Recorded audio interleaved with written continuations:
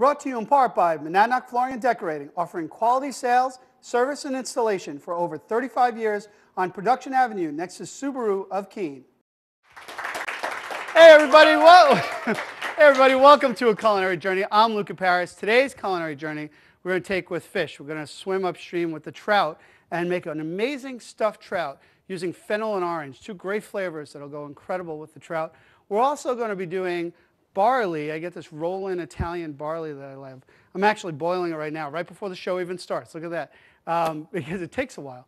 But what we're going to be doing with barley, we're going to make a nice Greek salad, Greek feta, peppers, onions, tomatoes, a lot of great flavors. They're going to go under this fish, perfect for a summertime dinner.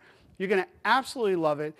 Our show with the trout and the barley and your culinary journey start now.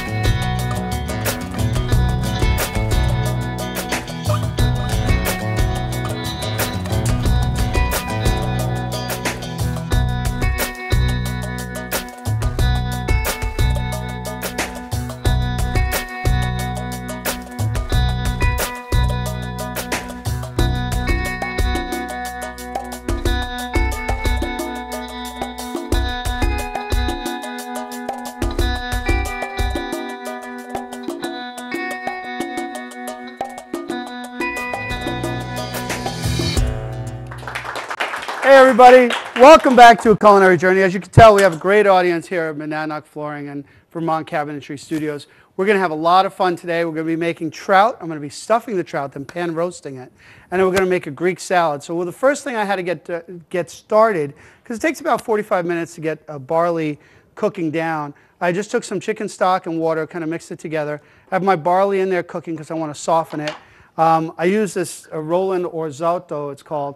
And it's just this Italian organic barley that's absolutely wonderful. If you get a chance, pick up a good barley and you'll be very happy with it. So I'm just going to cook that down. It's a great grain, something different to put under your fish or meat or anything, or even as a salad. This makes a great salad by itself. So let's get the salad part started, because I love to incorporate all the flavors of the vegetables with the oil and the seasonings before we start adding the barley into it. We're going to add it in warm. It's really going to make it pop, all right? So what I have is English cucumbers. I love English cucumbers mainly because I don't have to do anything. I don't have to peel it. Don't worry about the skin. They are also seedless. They're sometimes called European cucumbers. And they have great, great flavor. And I'm just going to rough chop those into a dice. And with my new camera, I could even show you how to chop even better. Oh, this is cool. We have a nice new look. I'm going to show you how I like to cut things down real quick. And it's about keeping the knife right at your other hand. It's kind of going down, nice easy motion, and always be in control of that knife.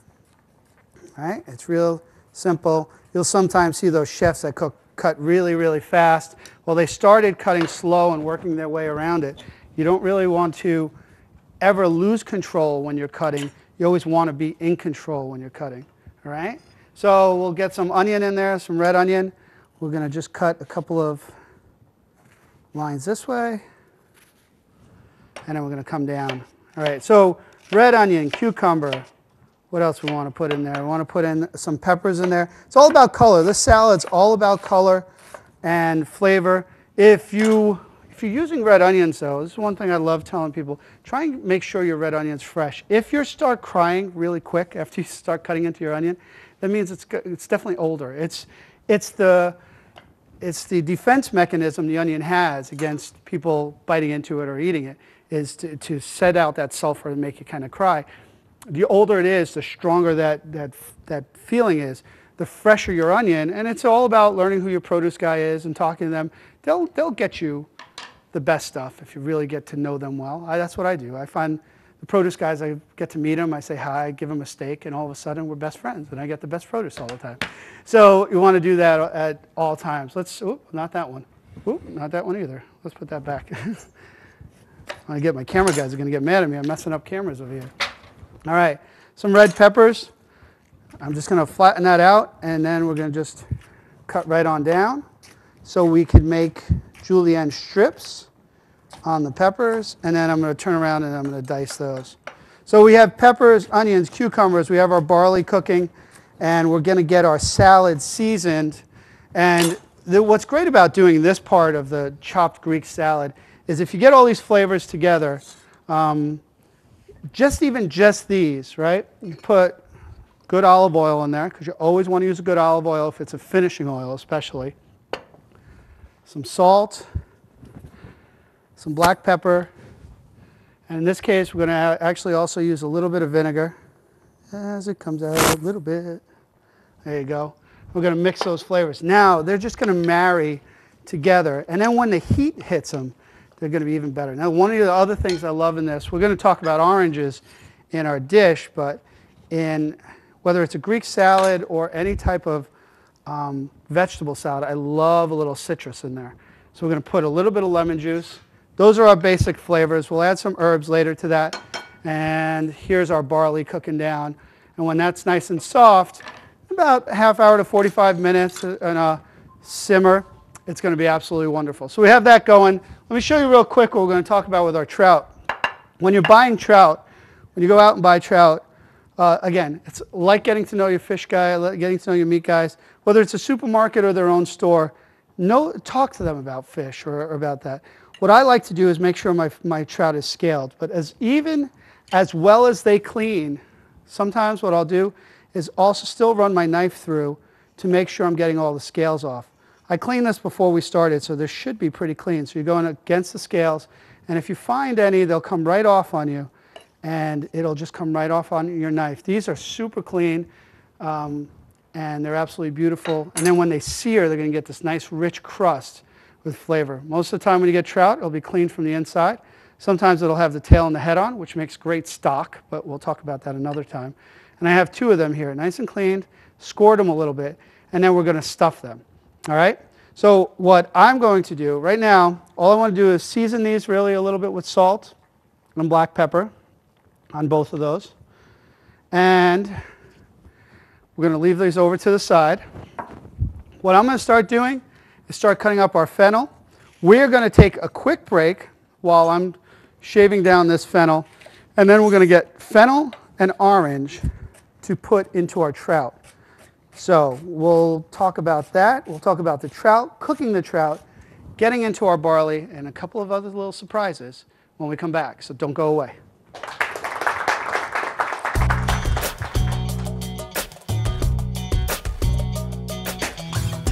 Hey everybody, welcome back to A Culinary Journey. I have my posse with me. Come on, that was funny. Am I the only one that thought that was funny? All right, apparently I was. Anyway. Just remember, don't worry about it. All right, so let's talk about making trout. We're going to be stuffing trout with orange and fennel, two great flavors that go incredible with fish, and actually two flavors that go well together. We're going to make this nice orange butter reduction with a little bit of white wine at the end of that. Right now we're cooking down our barley. Give it about 45 minutes on a simmer. Let's turn it down just a little bit. We prepared some salad for that too, where we're going to put some, basically like this the Greek salad mix. And we're going to put some feta in there at the end. Really great flavors all together. And let's put together our fish and stuff it. So now, there's a couple of different ways. If you have, what's that thing called? You have the, see, I told you, I forget these things sometimes. If you have a way to get the zest off the lemon or the orange and you have it with you, that's great. If you have a zester, that's why it's called a zester. And if you have a zester, that's wonderful. But sometimes you don't, and you want to have an orange zest, and you want to chop that up, because this is where you're going to get a lot of the natural oils.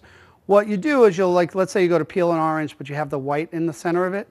Well, you want to get rid of that too. But with a good knife, you could get in there and get all the white off without losing the zest itself. And you could clean it up really nicely. So before there were zesters, there was a chef knife, and you really only need one good tool for the kitchen, which is a really good chef knife that you could do almost everything with. And when you have that, you'd be amazed at what gets done. So we have this orange zest that I'm going to add to my fennel and cutting it down nice and thin, and then I'm going to be cutting it the other way, just like if I was going to zest it. So You know, sometimes I look at all the different things you could have, and yeah, the gadgets and everything, they really work well, but sometimes when you've gotten used to working with one knife and be able to do anything, you get left in a deserted island with that one knife and you can make a gourmet meal. Don't anybody do that to me because I don't want to go through the whole deserted island thing. And what I want to do is make supremes. Now, that's just a fancy term. I often think that us chefs, we will come up with fancy terms just to make our career sound a little bit more important. And supremes are just basically orange segments without any of the white to it. So to cut a supreme is where you just come on in to either side and you get these beautiful pieces of orange in there. But you got to make sure all the skin's off. There you go. And then we come on in to either side. We have our segments. It's something like you do when you have grapefruit in the morning. A lot of people do, you know, they cut their grapefruit with a spoon that way and it comes right out. Now this is going to help. It's going to be inside the, let's clean you up a little bit. It's going to be inside the fish as well, but it'll just add more flavor and a little texture. It's absolutely beautiful. So let's get, that's our last piece. We'll clean that up just a little bit.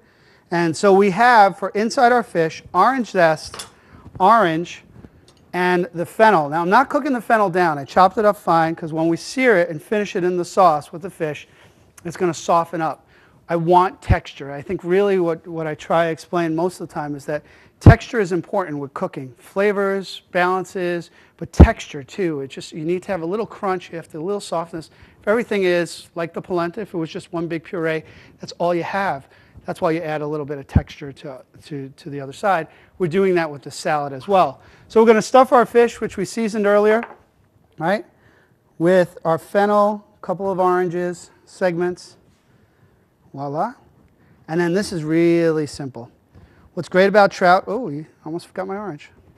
What's great about trout, it's a quick fish to cook, and all the flavor is going to stay in there nicely. Oh, and the pan's nice and hot. We got some oil in that pan.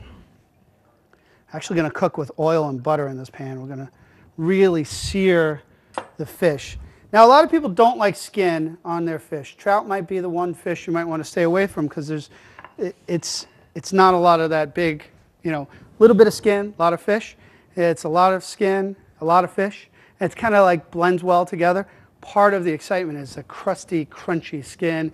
And I'm sure right now people are on their TVs going cringing, oh, I don't want to eat that. And it's happened for. We need to salt and pepper the outside. I use kosher salt all the time or sea salt when I can, either way. They're just a better product, and you're going to get a better product at the end. And it won't be salty. It's going to enhance flavor, draw out some moisture. It's going to make it even better. And then we're going to pan roast this, all right? Make sure our pan's hot enough. Just drop a little salt in there. We need a little more heat. I want to get a sizzle, a real good sizzle. All right, we'll check on our barley while we're doing that. Where's my little spoon here? Barley's starting to absorb the water in there. Barley makes a great risotto too. If you've never tried to make a boreal rice, if you've made a risotto before with a boreal rice, you should try to make a risotto with barley, and it comes out incredible. Just another grain, something different, and a little fun. All right, this pan should be nice and hot for us. Let's get in there. We got a nice sear, and we're going to sear this side. So we have all our ingredients together to make this fish. We're going to get ready to do our next step, which is going to be doing a little bit of garnishing and a little more flavor. But I really want the fish to sear. Now the trout's going to cook quick. We're a couple of minutes on either side. You're going to be done before you know it. And then you just want the inside to kind of finish. So we're actually going to finish the sauce with the trout. Now what that's going to do, you have two ways of doing this. We could take the trout out of the sauce, then create the sauce and put it back in, or create the sauce around the trout. If you do that, the skin's going to get a little bit softer. So maybe we'll do one in, one out, and we'll see what that's like, right? So we're going to sear one side. I need a better spatula. And one of the things you're going to know is when you go to flip any fish, people always ask this, one of the biggest things, how do I know when it's done on the side or what? It's not releasing. How do I know when it's going to release? Fish is actually going to tell you. It's going to say to you, I'm ready to go. If you try to lift it and it's not ready, it's going to stick to the pan. And that's the thing about it. If you let the food kind of like talk to you and tell you when it's ready, it'll let you know what the next step is. So I'm going to let it sit a little bit longer. I want the trout to really sear on this side because it's not ready yet. And if it's not ready for us, we're going to have to take a break and make it easy. And then when we come back, it'll be flipped over. You'll see that part seared. We'll start making the sauce. We'll put together our barley salad. And again, I mentioned the surprise. Well, you'll see what that is when we come back in a Culinary Minute.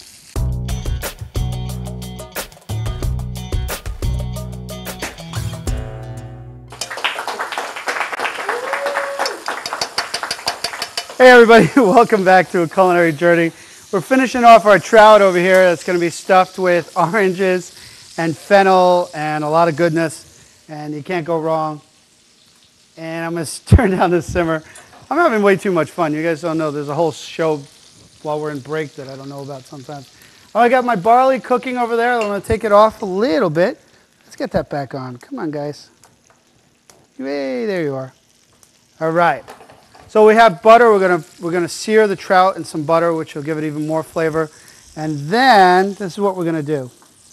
We're gonna take our barley. Let's show you that real quick.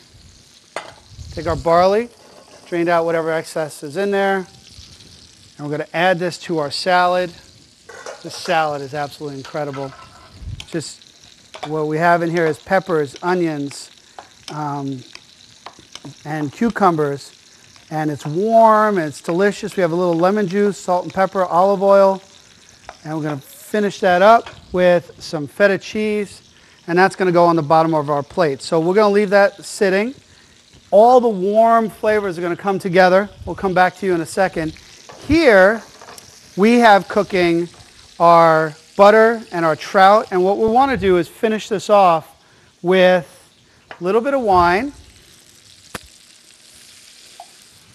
We'll let the wine cook down. And a little bit of fresh orange juice. And we're going to let that cook down. Now I'm not looking for, a lot of times in my sauces, I'll add a roux or some type of thickening agent.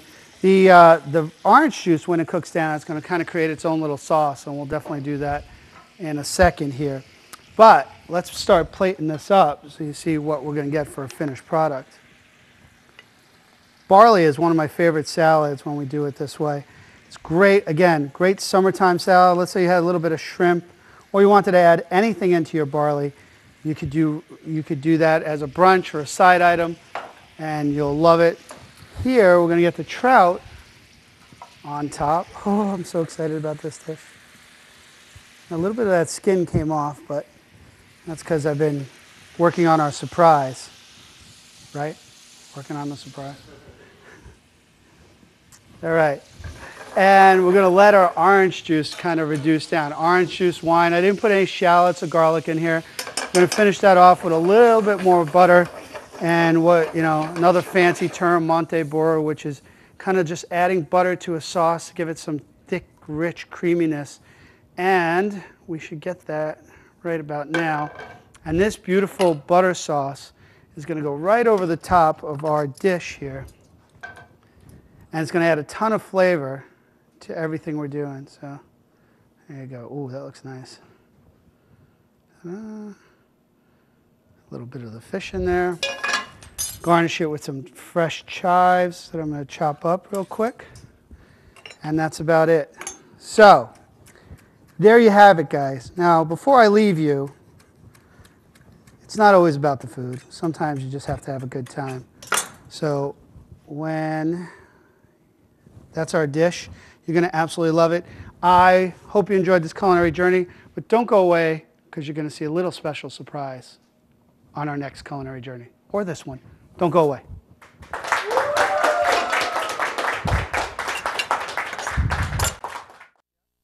Con los terroristas.